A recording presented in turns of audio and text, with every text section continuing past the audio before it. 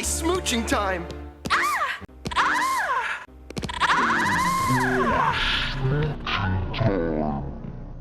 For as much of a meme series as the Zelda Cartoon is today, it was weirdly ahead of its time in many subtle ways. A creator named Sir Link made a YouTube short breaking down some of the many firsts of the Zelda Cartoon. For example, the cartoon was the first piece of Zelda media to depict Link with a fairy companion, 9 whole years before Ocarina of Time. This was also the first time Link was ever shown riding a horse. The cartoon had Ganon create a doppelganger Zelda to manipulate Link, and it even had a couple moments of shield surfing, as well as utilizing bombs to gain extra height and distance.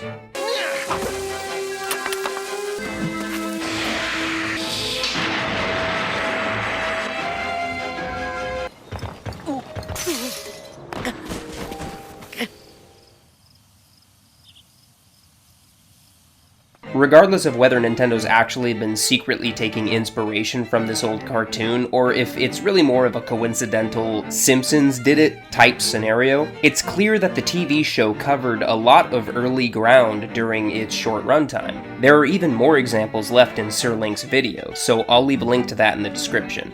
I had been working on a similar video as well, but he beat me to it. Let it be known to all that Sir Link did it first. That said, I do still have a few things to add to this list, so here we go. Number 1. In the cartoon, the Triforce pieces are occasionally shown to speak with their masters. To find your father, royal daughter, you must search beneath the water. Orderly ways do not make one brave, and neatness does not a kingdom save. But you're no amateur. You're a pro. Evil is the path you choose, but evildoers always lose. Silence! Which is interesting because the cartoon aired in 1989, meaning the only Zelda games that were out at the time were Zelda 1 and 2. Wherein the Triforce is never depicted as having the ability to speak.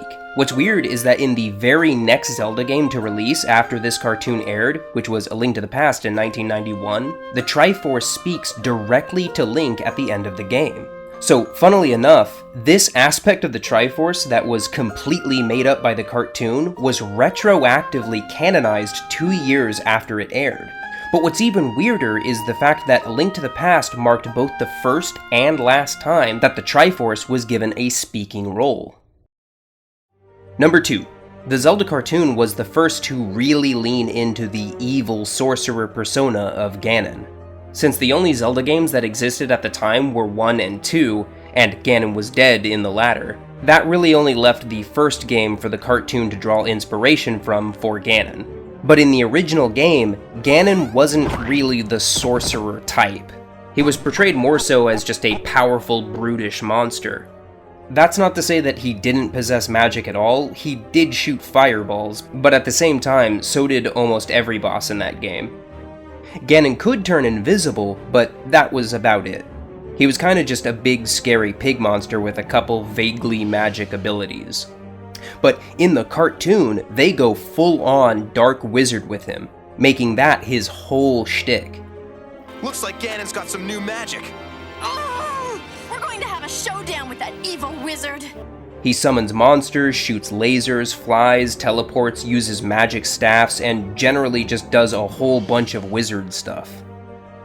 If I were to make an uneducated guess, it would be that the studio who made the cartoon wasn't comfortable using terminology like Demon King or Prince of Darkness, since those may have carried certain potentially unsavory religious implications, so they instead rebranded him as The evil wizard Ganon. But then A Link to the Past took Ganon a little more in that direction as well, especially when you consider his alter ego, who, by the way, always kinda reminded me of Ganon's Hyrulean disguise in the first episode of the animated series. Regardless, come the release of Ocarina of Time in 1998, Ganondorf had become a full-on dark sorcerer. Like, the game started calling him a sorcerer. Now he's flying around, cursing people, making magic barriers, casting dark auras, banishing minions, throwing magic missiles. The works. He was officially a fully fleshed out Dark Wizard archetype, just like in the cartoon. Do I think this was necessarily because of the cartoon? No, probably not, but it's still interesting to think about. Actually, the same is true for Princess Zelda.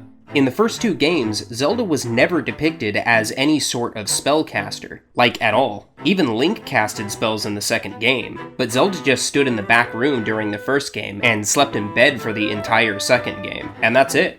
The only thing that may have implied any sort of magical ability from her was the fact that she divided the Triforce of Wisdom. But even the Triforce itself was undeveloped at the time, and the specific manner of its division was unspecified. Link collected the whole thing, and he wasn't given magic powers from it. So for all intents and purposes, Zelda was just a normal girl in these games, but not in the cartoon. Unlike the literal game it was primarily based on, the cartoon's Triforce of Wisdom grants spellcasting abilities when wielded. There's even a scene where she creates a force field to reflect Ganon's projectile, which naturally conjures up thoughts of her neutral special from Smash Bros.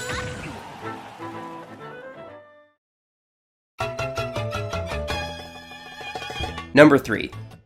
Zelda's affinity for bows. For a long time now, Princess Zelda had been somewhat synonymous with bows and arrows, oftentimes wielding them in the final battles. She fought by Link's side, firing light arrows in The Wind Waker, Twilight Princess, and Spirit Tracks. And while she herself didn't wield the Bow of Light in Breath of the Wild, it was still her bow that Link borrowed, which she did eventually use as her primary weapon in Age of Calamity. Let's also not forget that it was Zelda who summoned the light arrows in Ocarina of Time as well. So Princess Zelda and bows have been a pretty consistent pairing throughout the series.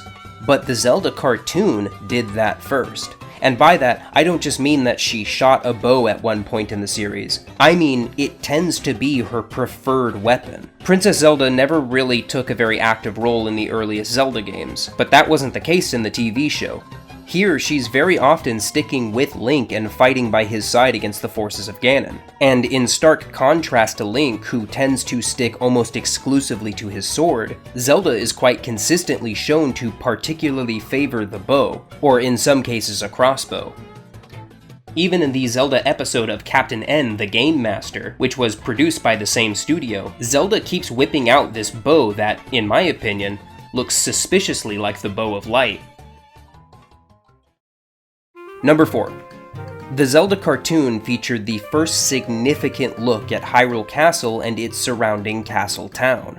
The key word here being significant, because technically we did see Hyrule Castle and a little bit of Castletown in a piece of concept art for Zelda 2, but that's about it. Hyrule Castle wasn't featured anywhere in the first game. It also wasn't present in Zelda 2, unless you count North Castle, but I personally don't, considering that it seems to just be an isolated temple built to protect the sleeping Princess Zelda, rather than the bustling capital it's known as today. But the Zelda cartoon prominently features Hyrule Castle in basically every episode, and unlike the then upcoming game A Link to the Past, it also featured the iconic town built around it, which wouldn't make a significant appearance in the games until Ocarina of Time, 9 years later.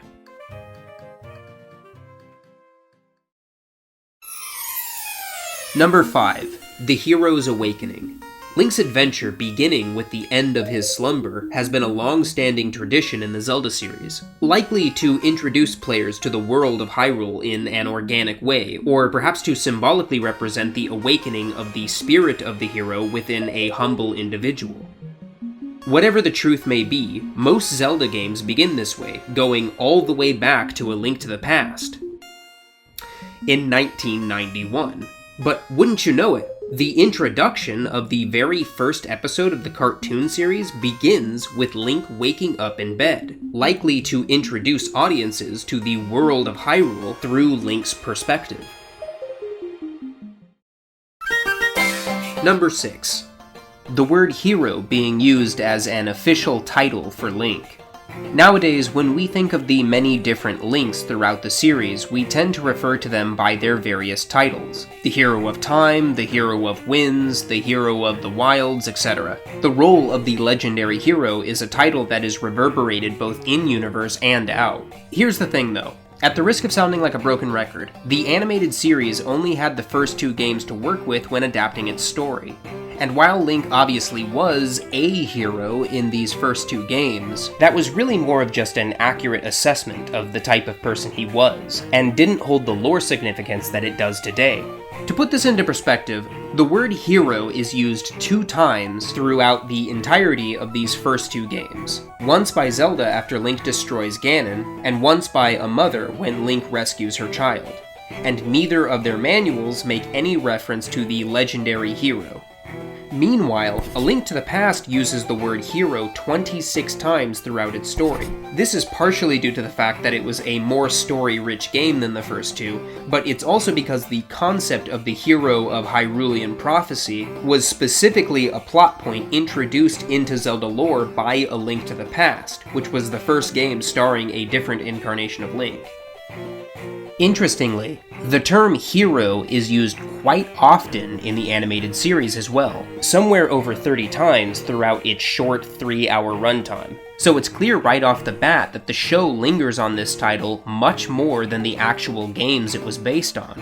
What's more interesting is that it's not just used as a simple descriptor for Link. While not exactly how A Link to the Past used it, the various characters in the cartoon clearly and regularly refer to Link's hero status as his official role in Hyrule's national defense, like a job title. As you can see, I'm all wet.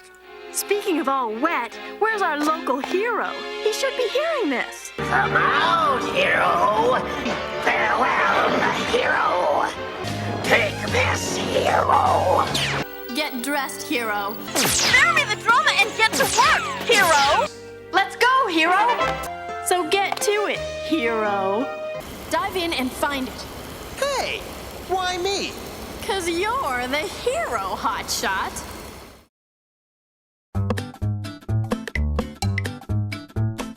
Before I wrap this up, I have a couple smaller things to mention. First are Octobombers. In the series finale, there's a scene where a group of Vyres carrying some Octoroks are attacking the castle. They fly over the town and the Octoroks start spitting out explosives. Now, there have been Octoroks in the show before, but they were spitting their namesake rocks. Meaning, the show introduced a brand new type of Octorok here that didn't exist in the game series at the time. But these bomb-spitting Octorok variants did eventually make their way into the series with the Wind Waker, right alongside the normal rock-spitting Octoroks. Second, the TV series had one major appearance of a rupee.